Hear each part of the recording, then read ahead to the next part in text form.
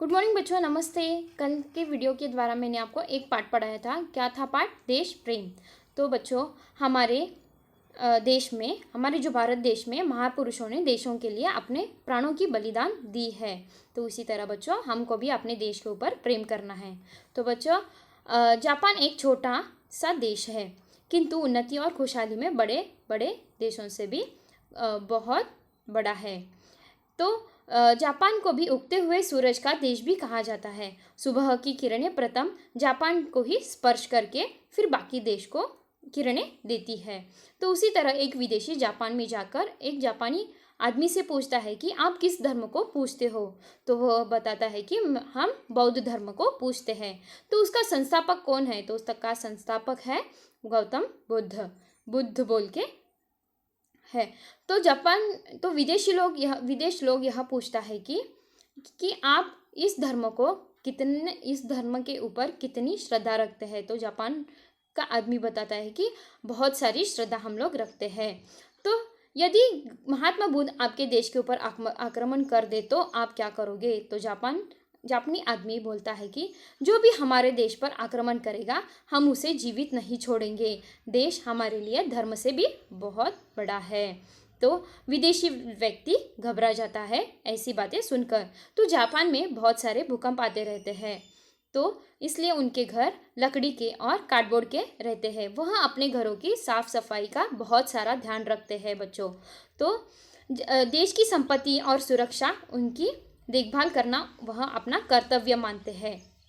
तो उसी तरह बच्चों, हमको भी ऐसा करना है। हमारे देश की संपत्ति और सुरक्षा का कर्तव्य करना है।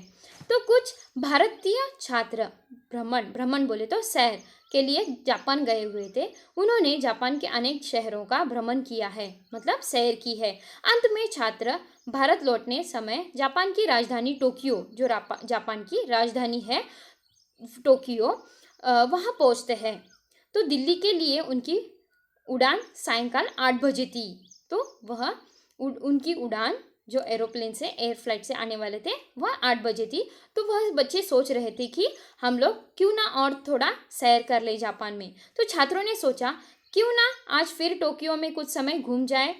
तो गाइड ने उन्हें बताया कि आजकल टोक्यो में एक पुस्तक मेला चल रहा है। सभी छात्र मेले में पहुंच गए। उन्होंने अपनी अपनी पसंद की पुस्तकें खरीदी। एक छात्र ने तो एक पुस्तक पसंद आई जो कुछ पुरानी सी लगी थी। वह पुस्तक पुरानी सी थी।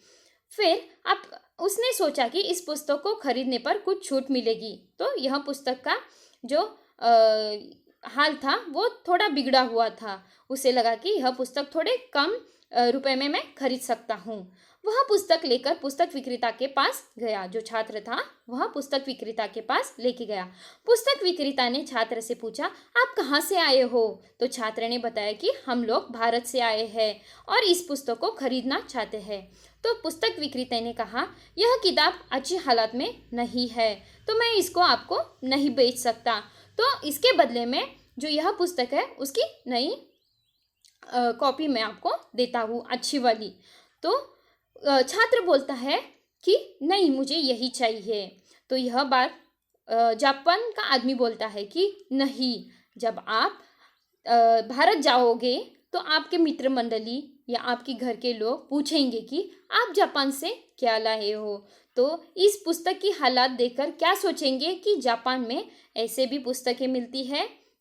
तो इसका उत्तर देखो, इसे आप बेचना तो दूर मुक्त भी नहीं दे सकता। यह आदि आपके पास थोड़ा समय हो तो इसकी दूसरी प्रति मैं आपको जरूर मंगवा के दूंगा। छात्र ने सोचा शायद पुस्तक विक्रेता ज्यादा पैसा लेना चाहता है, मगर अंत उसे पुस्तक लेने में अनिच्छा प्रकट हुई। उसे लगा कि मैं ये पुस्तक नहीं लूंगा। तो दुकानदार ने बोला, आप घबराइए मत, मैं यह पुस्तक आपको उपहार में दूंगा, मैं आपसे कोई पैसे नहीं लूंगा। यह कहते हुए उसने अपने नौकर से पुस्तक लाने के लिए भेजा। तो 10 मिनट बाद नौकर नई पुस्तक लेके आया। तो दुकानदार ने अच्छी तरह से जांच परख कर पुस्तक छात्रों को दी। छात्र यह देखकर बहुत आश्चर्यचकित हुआ। क्यों आश्चर्यचकित हुआ? क्योंकि उस दुकानदार ने उसको पुस्तक मुफ्त में दिया था, उपहार बोल के दिया था। तो भाई तुम्हें यह पुस्तक मुझे उपहार में क्यों दिया, ऐसे वह छात्र पूछता है।